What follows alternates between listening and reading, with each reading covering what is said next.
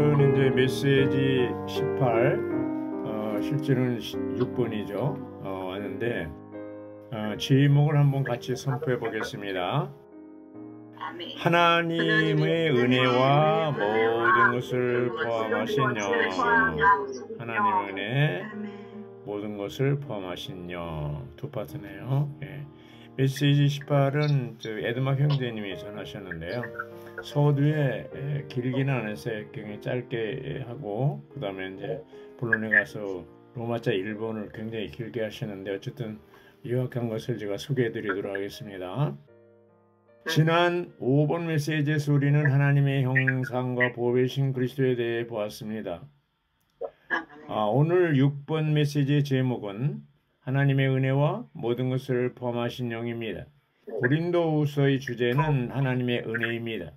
그러므로 고린도후서 13장 14절을 볼 때 주 예수 그리스도의 은혜와 하나님의 사랑과 성령의 교통이 여러분 모두 함께하기를 바랍니다 라고 말합니다.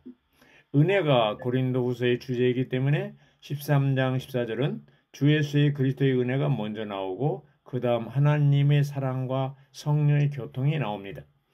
이영재님은 고린도후서가 신약에서 가장 깊은 책이라고 말씀하셨습니다. 우리에게 영 안에 있는 한 사람의 자서전이라는 책이 있습니다. 여러분이 그 책을 읽어보시길 바랍니다. 정말 그 책이 저에게 전환이 되는 책이었습니다. 저희 삶을 바꾸는 책이었습니다. 자, 로마자 1번을 보겠습니다. 누가 로마자 1번 읽어주시죠.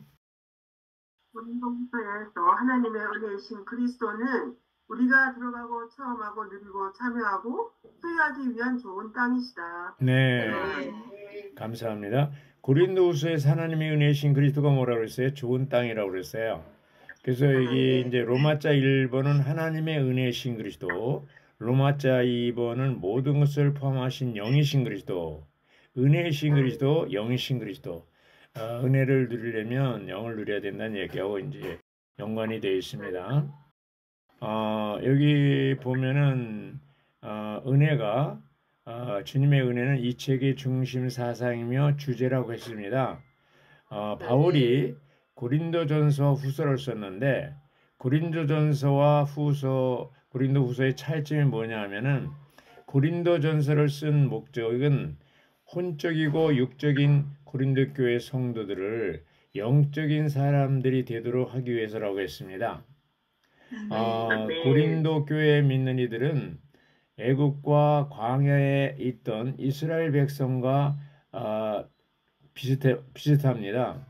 이스라엘 백성들은 유월절 어린 양을 누렸고 광야에서 만나를 누리고 생수를 누렸습니다. 그러나 그들은 영적인 가나안 땅에는 가지 못했죠. 말하자면 영적인 사람들이 아니라는 거죠. 그러나 고린도후서에서 가나안 땅은 좋은 땅을 누리고 가나안 땅, 좋은 땅을 누리고 있는 것을 볼 수가 있는데 바로 영 안에서 이렇게 누리는 것을 볼 수가 있어요. 그리스도에 대한 모든 것을 포함한 예표는 바로 좋은 땅이라고 했습니다. 좋은 땅은 그리스도를 예표합니다. 이렇게 됐어요. 고린도전서에서는 좋은 땅에 대한 내용이 있어요, 없어요? 없어요. 그죠? 근데 고린도 후서에도 좋은 땅에 대한 기록이 좋은 땅이라고는 없지만 그 고린도 후서에는 이제 영적인 영 안에서 주님을 누리는 이런 것을 볼 수가 있는데 에드마 형제님이 그 도표를 이렇게 보여줬는데 이게 뭐냐 하면은 성막과 성전 그리고 사람 그리고 애굽 광야 가나안 땅 이 세 그림의 공통점을 이제 얘기하는 그것을 한참 설명하셨어요. 그래서 이제 사람에도 영과 혼과 몸이 있잖아요. 그래서 이 애굽이 바로 몸에 해당하는 거고 광야가 혼에 해당하는 거고 가나안 땅이 영에 해당하는 거고 또 성막 성전을 볼 때도 바깥들이 몸에 해당하는 거고 성수는 혼에 대한 거고 지성수는 뭐예요? 영에 대한 거라는 것을 설명해 주었습니다. 네. 그래서 여기 2번 고린도후서 13장 14절에서 주님의 은혜가 먼저 언급된 것은 이 책이 그리스도의 은혜에 관한 것이기 때문이라고 했고요. 주님의 은혜는 우리의 누림이 되시고 생명이 되시는 주님 자신이라고 했습니다. 예. 그래서 이 13장 14절에서 우리는 신성한 삼일성의 근원과 과정과 흐름이 있다는 것을 볼 수가 있습니다. 아버지의 사랑과 함께 그리스도의 은혜를 순환시키고 전달하는 성령은 우리 그리스도인의 생활과 교회 생활 안에서 공급이 되신다고 했습니다. 네. 교회 생활 전체가 고린도후서 13장 14절에 달려있다고 했습니다. 굉장히 의미가 많아요. 교회 생활 전체는 우리 영안에 전류처럼 흐르는 아버지의 사랑과 아들의 은혜와 그 영의 교통에 달려있다는 것이 결국 교회 생활 전체와 전체가 고린도후서 13장 14절에 달려있다는 내용이라고 볼 수가 있겠습니다. 14절에 계시던 것 같이 우리 안에 있는 신성한 삼일성의 흐름은 우리의 영적인 맥박이라고 했습니다. 예. 자매님들 맥박 중요하게 되잖아요. 아이고 요즘 맥박이 너무 높으네 등등. 영적인 맥박, 신성한 삼일성의 흐름을 누리는 거라고 했어요. 하나님의 사랑은 근원이고 주님의 은혜는 하나님의 사랑의 과정이고 그 영의 교통은 하나님의 사랑과 주님의 은혜를 나누어 주는 것이라고 했습니다. 이것은 우리가 삼일 하나님과 그분의 신성한 미덕들을 체험하고 누리도록 하려는 것이라고 했습니다. 맥박이 강하려면 신성한 흐름이 강해야 된다고 그랬어요. 고린도후서 13장 14절에 있는 복은 민수기 6장 22절부터 27절에 있는 복과 동일하다고 했습니다. 네. 이 복은 어떤 복이냐? 삼일 하나님이 영원한 복이고 우리의 누림을 위해 신성한 삼일성 안에서 그분 자신을 우리 안으로 분비하시는 삼일 하나님입니다. 그래서 여기서의 복은 어떤 훌륭한 직업이나 좋은 집, 수준 높은 교육, 학위, 자격증을 취득하는 것 같은 문제가 아니고 뭐라고 그랬어요? 삼일 하나님이 우리의 참된 복이며 몫이라는 것이죠. 창세기 15장 1절에 보면 아브라함이 롯을 구하고 나와서 피의식과 두려움에 사로잡혔을 때 하나님이 아브라함을 방문하시고 뭐라고 그랬어요? 아브라함아 두려워 말라. 내가 너의 상급이고 뭐라고 그랬어요? 방패라고 그랬어요. 예. 그러니까 아브라함이 피의식에 사로잡혔을 때 하나님이 와서 뭐라고 그랬어요? 내가 너의 상급이라고 그랬어요. 우리가 이제 교회 봉사하다 보면 교회 생활하다 보면 야 이거 이러다가 뭐 어떻게 굶어 죽는 거 아닌가 이거 뭐 나한테 오는 그 분깃이 뭐냐 이런 피해의식에 사로잡힐 수가 있고 삶에 대한 두려움이 임할 때가 있어요. 그런데 뭐가 필요합니까? 바로 삼일 하나님 자신이 우리의 축복이라는 것이죠. 그래서 여기 민수기 6장 24절에 보면 여호와께서 그대에게 복을 주시고 그대를 지켜줄 것입니다 라는 말씀은 생명의 완성이 원천이자 빛이신 아버지 하나님의 사랑을 얘기하고요. 그 다음에 6장 25절 민수기 여호와께서 그대에게 그분의 얼굴을 비추시고 그대에게 은혜를 바꾸실 것입니다 라는 말씀은 하나님의 집에 기름진 것이 그리스도의 은혜라는 것을 얘기하고 있습니다. 또 6장 26절 민수기 여호와께서 그대에게 밝은 표정을 하시고 그대에게 평안을 주실 것입니다 라는 말씀은 하나님이 기쁨이 강이신 성령의 교통입니다. 이렇게 얘기했어요. 그래서 이 13장 고린도후서 13장 14절과 여기 민수기 6장 23, 24, 25, 26 이것이 이제 같은 맥락, 동일한 복이라는 얘기가 여기서 나온 겁니다. 하나님의 경륜 안에 있는 그분의 은혜는 풍성하고 번성하며 넘친다고 그랬어요. 자, 하나님의 경륜을 우리가 이 땅에서 이루려면 그분의 은혜를 누려야 돼요. 그럴 때 풍성하고 번성하며 넘치게 되는 것이죠. C번을 보면요. 이게 이제 15항목이 나오는데 C번을 누가 읽어주실래요? 새언약의 사역자들의 생활은 은혜의 생활, 곧 은혜를 체험하는 생활이다. 아멘. 자, 새 언약의 사역자들이 나오잖아요. 새 언약의 사역자들이 생활이 뭐예요? 은혜를 체험하는 생활이라고 했습니다. 은혜를 체험하는 생활. 그래서 1번부터 15번까지 나오는데 은혜를 체험하는 15가지 항목이 나오는데 우리 자매님들이 15가지 항목 중에서 몇 가지나 해당되는 거 한번 보시기 바랍니다. 그래서 이 은혜가 굉장히 중요한 게 뭐냐면 계시록 마지막에 22장 21절에 보면 뭐예요? 바로 은혜로 끝납니다. 주 예수 그리스도의 은혜, 주 예수 그리스도의 은혜로 끝납니다. 너희 우리와 함께 있다고 그랬어요.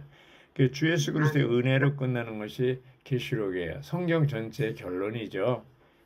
그래서 우리는 그러한 이러한 은혜를 체험하는 것이 굉장히 중요하다. 이것이 세원학의 사역자들의 중심 생활이라는 것을 우리가 알 필요가 있어요. 여기 이제 뭐라고 하냐면 두 영이 한 영이 되고 두 생명이 함께 살며 두 본성이 함께 연합된다. 이것이 바로 삼일 하나님을 은혜로 체험하는 총체적인 생활이라고 했어요. 두 영이 한 영이 되고 연합된 영이죠. 두 생명이 함께 살며 우리 안에는 뭐예요? 타고난 생명이 있고 천연적인 생명, 아담의 생명이 있고 뭐예요? 거듭난 후에 신성한 생명, 교회가 있어요. 함께 사는 거예요. 두 생명이. 또 두 본성이 함께 연합된다. 본성이 뭡니까? 우리가 얻은 생명, 신성한 생명은 뭐예요? 생명이 우리 안에 들어올 때 그 본성도 함께 따라와요. 속성. 대표적인 게 뭐예요? 하나님은 사랑, 거룩, 의, 빛이다. 이 사랑, 거룩, 의, 빛이 본성인데 그것이 우리 안에 동시에 들어왔습니다. 그래서 연합되고 이것이 바로 삼일 하나님을 은혜로 체험하는 총체적인 생활이라고 했습니다. 이러한 두 영이 한 영이 되고 연합된 영, 두 생명이 함께 살며 두 본성이 함께 연합된다는 이것이 바로 총체적인 생활이라고 했습니다. 주 예수 그리스도의 은혜, 곧 은혜의 영은 우리 영과 함께 계신다고 그랬고요. 또 우리가 우리 영을 돌이킬 때마다 하늘의 문을 통해 들어가 하늘에 속한 사다리의 신 그리스도를 통해 하늘에 있는 은혜의 보좌를 만진다고 그랬습니다. 하나님의 보좌, 삼층적인 하나님의 보좌를 만지려면 뭐예요? 우리가 영으로 돌이켜야 됩니다. 그리고 은혜는 우리 주 예수 그리스도를 부패함 없이 사랑하는 모든 이들과 함께 한다고 그랬어요. 에베소 6장 24절.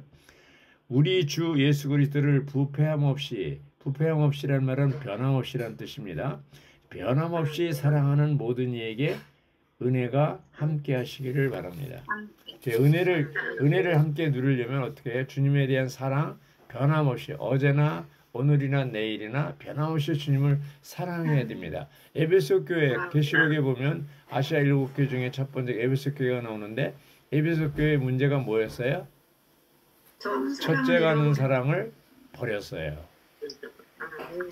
그럴 때 이제 문제가 생기는 겁니다. 우리가 매일매일 점검해야 될 것은 주님에 대한 사랑, 또 지체들에 대한 사랑, 이것이 어떤 상태에 있는가를 점검할 필요가 있습니다.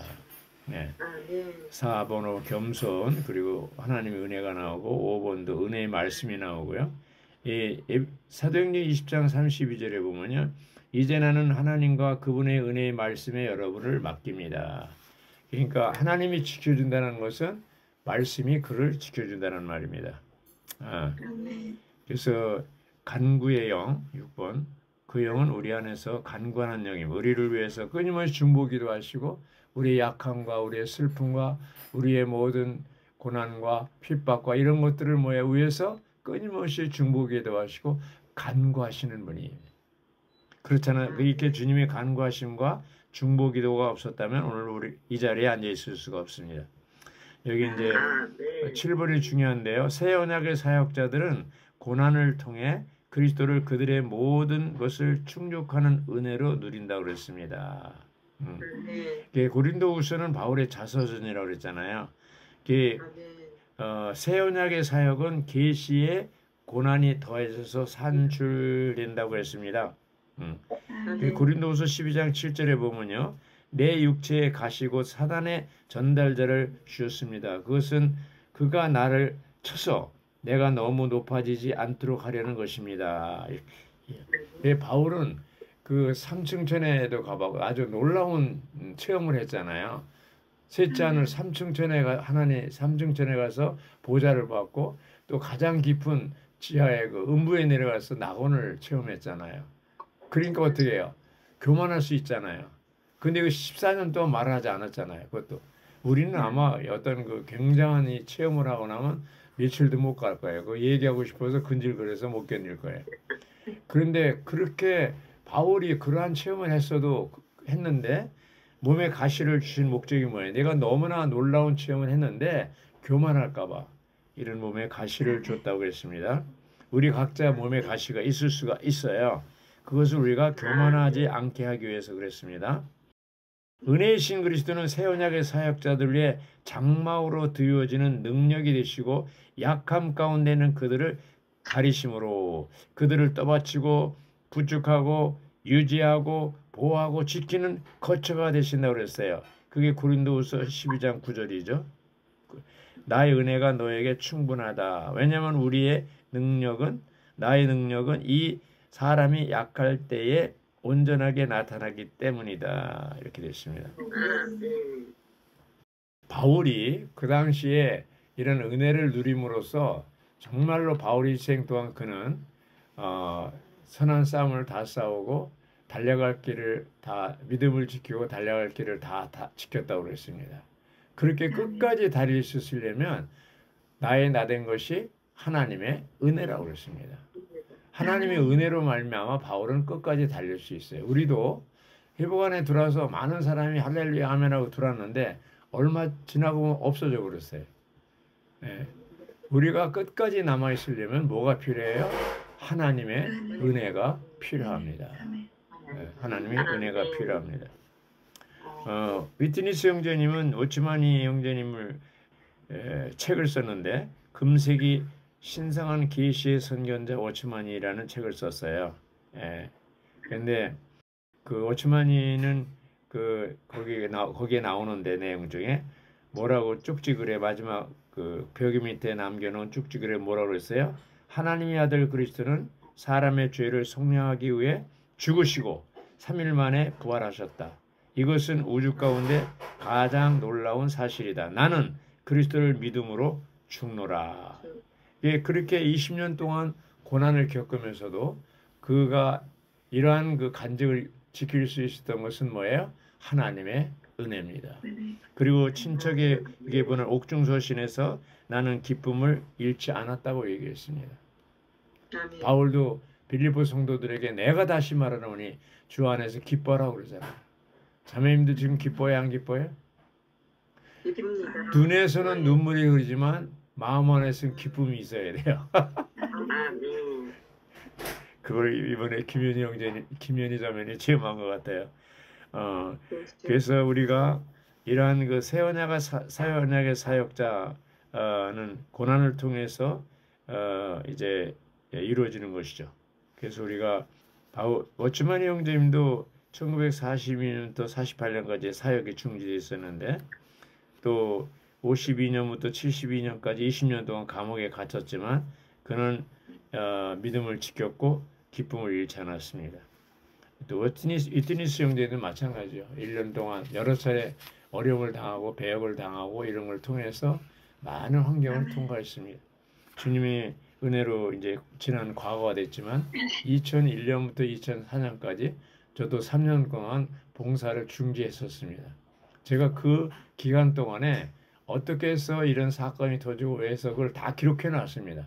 그걸 보면 이게 사탄의 역사였었구나. 그리고 나를 자아를 파쇄시키기 위한 하나님의 은혜였구나. 이것을 깨달을 수가 있었습니다.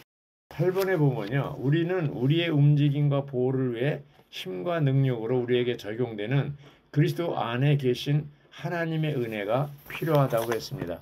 그리스도 안에 있는 하나님의 은혜가 필요하다고 했습니다. 여기 이제 그 소개한 시편 17장 8절에 보면요. 뭐라고 그랬어요? 저를 주님의 눈동자처럼 지켜주시며 저를 주님의 날개 그늘에 숨겨주시오. 이렇게 됐습니다. 자, 시편 기자가 뭐라고 그랬어요? 자신을 주님의 눈동자처럼 지켜달라고 그랬어요. 그리고 주님의 독수리 날개죠. 날개 그늘에 숨겨주달라고 그랬어요. 예. 아멘. 출애굽기 19장 4절은 독수리 날개에 관한 것이죠. 근데 이 시편 17장 8절이 뭐예요? 사탄이 우리를 건드린다면 삼위 하나님께서 눈동자와 같이 우리를 지키기 때문에 뭐예요? 하나님이 눈동자를 건드렸다는 거예요. 그래서 하나님이 사탄을 어떻게 돼요? 작살내는 거죠. 그러니까 우리는 이미 임자 있는 몸들이에요. 각자 우리의 각자에게 천사를 붙여줬어요. 베드로는 베드로의 천사가 있고 어린 생명들 다 믿고 침례받으면 보디가드를 붙여주시죠. 그래서 항상 눈동자 줄을 지켜주기 때문에 염려할 필요가 없습니다. 9번에 보면 우리는 은혜를 넘치게 받음으로 생명 안에서 왕으로 다스린다고 했거든요. 로마서 5장 17절 은혜를 넘치게 받고 더욱 한 번 예수 그리스도를 통하여 생명 안에서 왕으로서 다스릴 것입니다. 자, 여기에 생명 안에서라는 말이 중요한데 어떤 생명이 생명이? 조의 생명입니다. 신성한 생명. 왕의 생명이에요. 제사장의 생명이에요. 이 생명 안에 있을 때 어떻게 해요? 모든 환경을 다 다스릴 수가 있습니다. 네. 우리는 다양한 은혜를 맡은 선한 청지기들이고 또 우리 말할 때 은혜를 끼치는 말을 해야 되고 하나를 지키는 말 교회 생활에서 생명의 은혜를 누려야 됩니다. 그래서 이 시편 133편은 뭐예요? 헬몬에 있을 시온의 산들에 내린 같도다. 이건 지방교회에 내리는 축복을 말하고 있습니다. 성령의 은혜. 13번 교회 생활 안에서 우리의 은혜가 있을 때 교회는 건축되고 우리가 받은 은혜는 눈에 보이게 될 것이다. 이렇게 됐습니다. 거기 이제 11장 23절에 보면 그가 도착하여 하나님의 은혜를 보고 기뻐했다고 그랬어요.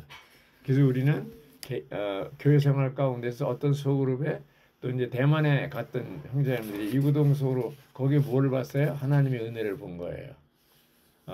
이소희 자매님도 봤죠, 그거를요? 그 기뻐하는 거예요. 하나님의 은혜를 누리는 사람 우리가 볼 때 우리도 기뻐하는 것입니다. 할렐루야. 네, 할렐루야. 여기 14번에는 하나님의 은혜의 산물은 하나님의 시라고 그랬는데 이게 걸작품이라고 그랬어요. 사탄의 걸작품은 돈이고요. 하나님의 걸작품은 교회예요. 그리스도의 몸인 교회. 네. 마지막에 15번을 누가 읽어주실래요? 신약 시대 전체에 걸쳐 믿는 이들에게 분배된 주 예수님의 은혜는 새 예루살렘으로 완결되는데 마저월 거치고 완결되신 삼위 하나님은 새 예루살렘에서 모든 믿는 이들이 영원토록 누리는 은혜가 되실 것이다. 할렐루야. 자, 새 예루살렘에서는 제한이 없어요. 삼위 하나님을 누리는 이 은혜를 누리는 것이 무한되기 때문에 거기서는 지금 환경이 많이 제한을 두잖아요. 제약을 두기 때문에 완전히 못 누리는데 새 예루살렘에서는 그런 환경이 다 지나가고 그래서 22장 21절에 주 예수님의 은혜가 모든 성도들과 함께 있기를 바랍니다. 이렇게 할 수 있는 것이 뭐예요? 바로 새 예루살렘에서는 가능하다는 거죠. 21장 22장은 새 예루살렘에 가는 거잖아요. 네. 로마자 2번을 누가 읽어주시죠? 그리스도의 몸의 건축을 위해 새 언약의 사역자들로 조성되려면 우리는 고린도 후서에 나오는 모든 것을 포함하신 영이신 그리스도의 모든 방면을 체험해야 한다. 아멘. 새 언약의 사역자들로 조성하려면 뭐예요? 모든 것을 포함한 영이신 그리스도를 체험해야 된다는 거예요. 그리스도를 체험하는 거예요. 예. 그래서 여기 새 언약의 사역자들로 조성되기 위해서 모든 것을 포함하신 영이신 그리스도를 9가지 방면들로 체험하는 것을 얘기하고 있습니다. 예. 첫째 방면은 뭐예요? 기름 바르시는 영을 체험해야 됩니다. 고린도후서 1장 21절. 두 번째는 뭐예요? 도장 찍으시는 영을 체험해야 됩니다. 1장 22절. 항목이 많기 때문에 그냥 이제 몇 군데만 교통하고 또 보정하시는 영을 체험해야 됩니다. 1장 22절. 그분께서 또한 우리에게 도장을 찍으시고 그 영을 우리 마음의 보증으로 주셨습니다. 이렇게 됐습니다. 1장 22절이죠. 보증은 미리 맛봄이고요. 그 영은 완전한 맛봄에 대한 미리 맛봄과 보장과 견본이라고 그랬습니다. 여기 이제 보증, 맛봄, 이게 미리 맛본다는 게 뭐냐면 구약 시대에 이제 땅을 사고 팔 때에 파는 사람이 이 상자 안에다가 그 자기가 파는 땅을 가지고 그걸 담아와요. 그럼 사는 사람이 그 상자 안에 들어있는 흙을 보고 땅을 보고 뭐예요? 아, 이 땅이 좋구나 나쁘구나 그걸 이제 알게 되죠. 그게 보증이에요. 그게 견본이에요. 견본. 미리 맛보면 그런 뜻입니다. 그래서 미리 그 영이 보증하시면 하나님께서 우리의 유업이신 것을 보장한다고 그랬죠. 미리 맛보는 거라고 그랬어요. 그리고 이제 쓰시는 영, 그리스도의 살아있는 쓰시는 영, 이게 볼 때 그리스도는 영적인 먹이고 그 살아계신 하나님의 영으로 우리 안에 쓰시고 계신다. 이렇게 얘기했어요. 우리는 뭐예요? 살아있는 편지라는 거죠. 예, 살아있는 편지. 삼일 하나님은 인간 생활과 모든 것을 포함한 죽음을 통과하시고 부활 안으로 들어가시어 하나님의 맏아들과 하나님의 많은 아들들과 생명 주는 영을 산출하셨다고 그랬는데 그게 뭐예요? 영문자 2번이죠. 영문자 2번을 누가 읽어주시죠?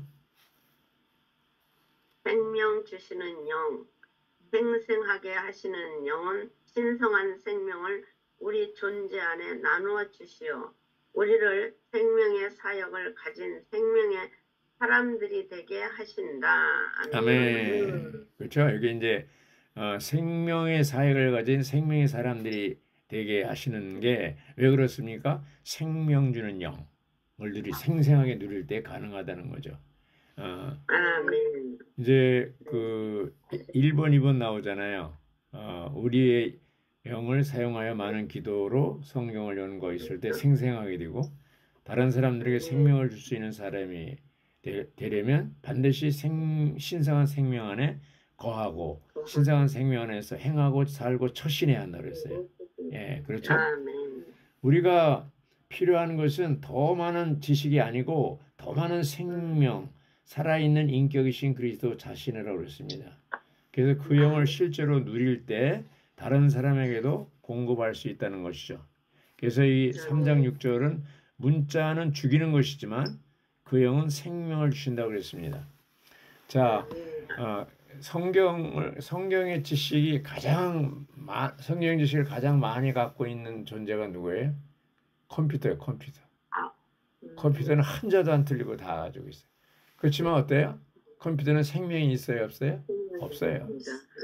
우리가 이제 지식을 갖고 있는 게 좋지만 그게 나쁜 건 아니지만 그것이 생명으로 이제 생명이 되지 않을 때 레마의 말씀으로 누리지 못할 때 그 지식은 사람을 죽이는 거라고 그랬어요. 그래서 우리가 신원할 때 내가 체험하고 살아있는 레마의 말씀을 신원할 때 공급이 되지만 그냥 막 지식을 전달해 가지고는 컴퓨터에 읽는 거 똑같다는 것이죠. 내가 감동받지 않은 사람은 다른 사람들에게도 감동을 줄 수가 없다는 것이죠. 그래서 유대교 안에 있는 이들은 구약의 조항에 갇혀 있고 또 오늘날 기독교도 어떻게 있어요?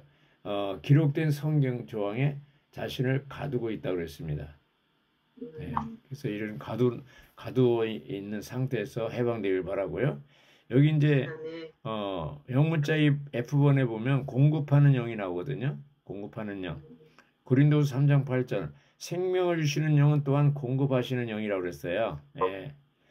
사역자가 되기 위해서는 열애 동안 점진적으로 주님께서 그 사람 안으로 일하시고 처리하시고 건축하시는 것을 통해서 산출되는데 이렇게 사역자가 됐을 때 공급할 수 있는 위치에 서게 되는 것이죠. 또 여기 자유롭게 하시는 영 3장 17절이죠. 고린도후서 더구나 주님은 그 영이 되십니다. 주님의 영께서 계신 곳에는 자유가 있습니다. 요한복음 8장 32절에 진리를 알지니 진리가 여러분을 자유케 한다 그랬고 여기는 뭐예요? 그 영이 계신 곳에 자유케 된다고 그랬어요. 진리가 우리를 자유케 하고 그 영이 우리를 자유케 합니다. 할렐루야. 아멘. 그래서 우리는 율법 문자 속박에서 우리를 자유케 하시는 그 영을 누림으로 자유함을 누릴 필요가 있습니다. 먼저 자유케 한다는 우리를 해방한다는 거예요. 아멘. 해방한다는 겁니다. 자, H번에 변화시키는 영이 나와요. 변화시키는 영. H번을 누가 읽어주시죠? 변화시키는 것들은 신성한 생명과 구성과 존재가 이루서 심지어 수많은 인대하시는 존재가 네, 아멘. 신성한 생명과 본성과 본질의 요소로 신진대사적으로 우리를 변화시키는 거죠. 예, 변화시키는데 여기 고린도후서에 있는 변화시키는 영에 대해서 보면은 신약의 책들은 주님의 주권 아래서 좋은 순서를 배열하고 있습니다. 로마서는 생명의 영에 관한 것이고 고린도전서는 생명 주는 영에 관한 것이며 고린도후서는 변화시키는 영에 관한 것입니다. 생명의 성장에는 생명 공급이 필요하고 변화에는 생명의 요소들이 필요합니다. 따라서 하나님의 집의 건축을 위하여 우리 모두는 고린도후서에 있는 모든 것을 포함한 영이신 그리스도의 각 방면을 체험해야 하고 우리가 새 언약의 사역자들로 조성되도록 생명과 본성과 기질이 신진대사적이고 내적으로 바뀌어야 하며 우리의 생각과 감정과 의지가 새로워져야 됩니다. 말하자면 변화되는 거죠. 로마서 12장 2절에 뭐라고 그랬어요? 이 시대를 본받지 말고 생각을 새롭게 함으로 변화되어 하나님의 선하시고 기뻐하시고 온전한 뜻이 무엇인지 분별하라고 했습니다. 변화시키는 영. 예, 마지막으로 I번인데요. 전달하시는 영은 그리스도의 온 존재와 함께 하나님의 모든 풍성을 우리 안으로 전달하시어 우리가 이 풍성에 참여하게 하신다고 했습니다. 여기 이제 9가지가 다 말씀 이제 소개하고 있어요. 그러니까 이제 말씀과 이것을 가지고 이 9가지 영을 가지고 이제 기도하라고 그랬어요. 여기 이제 성령의 교통이 하나님의 사랑과 함께 그리스도의 은혜를 우리 안으로 전달하신다고 그랬잖아요. 이 13장 14절은 축도하는 말이 교파에서 이걸 축도할 때 쓰잖아요. 그렇게 축도하잖아요, 목사님. 주 예수 그리스도의 은혜와 하나님의 사랑과 이렇게 하잖아요. 그게 아니고 축도할 때 쓰는 게 아니라고 그랬어요. 에드마 기자님이 전달이라고 그랬어요. 사랑은 근원이자 원천이고 은혜는 과정이자 셈이며 교통은 사랑과 은혜를 전달하는 강이자 흐름이라고 그랬습니다. 자, 이제 결론해서 볼 때요. 고린도 후서에 나타난 모든 것을 포함하신 영의 9가지 방면은 뭐예요? 기름 바르시는 영, 도장 찍으시는 영, 보증하시는 영, 쓰시는 영, 생명 주시는 영, 공급하시는 영, 자유롭게 하시는 영, 변화시키시는 영, 전달하시는 영이라고 했습니다. 예. 우리가 모든 것을 포함하신 영이신 그리스도에 대한 중점들을 성경 절들과 함께 기도한다면 우리는 분명히 그 영으로 풍성하게 될 것이다.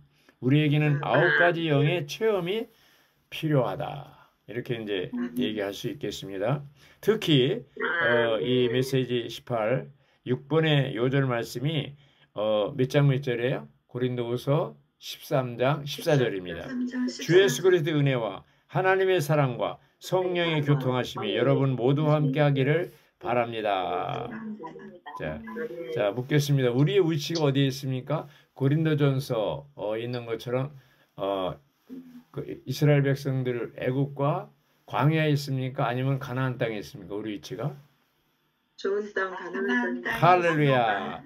우리가 영적인 사람, 영 안에 있다는 것은 바로 좋은 땅에 있고 가나안 땅에 있는 것을 얘기하고 있습니다. 그러므로 우리는 육적으로 이제 육신적으로나 영적으로나 육신적으로 피의 교통, 혈액순환이죠. 영적으로 이 성령의 교통, 생명의 교통 안에 머물러 있어야 됩니다. 이 전달한다는 것이 뭐예요? 교통이에요, 교통. 교통이 굉장히 중요한 거예요. 전기가 가만히 있으면 전기지만 전기가 움직이면 뭐예요? 전류 흐르는 거예요. 전류 흐르는 거예요. 피가 가만히 있으면 피지만 이 피가 움직일 때 뭐예요? 혈액이에요. 혈액순환이에요. 우리 몸이 건강하려면 혈액순환이 잘 돼야 돼요. 그래 말초혈관까지 피가 다 도달해야 이 끝에 저리고 이게 아프고 어디에 통증이 있다는 거 몸에 그 부분이 막혔다는 얘기예요. 그래서 이것이 이게 통해야 돼요. 통해야 돼요. 그게 뭐예요? 혈액순환이에요. 전기는 전류가 흘러야 이 천장에 있는 등에서 빛이 나는 거고, 또 우리 영적인 것이 바로 이 전달, 생명의 교통, 성령의 교통이 활발해야 어떻게 해요? 그 하나님의 사랑도 주 예수 그리스도의 은혜도 누릴 수가 있습니다. 그러므로 우리는 이러한 고린도후서 13장 14절 이 요절 말씀이 우리 생활 가운데 그대로 다 적용되기 원합니다. 아멘.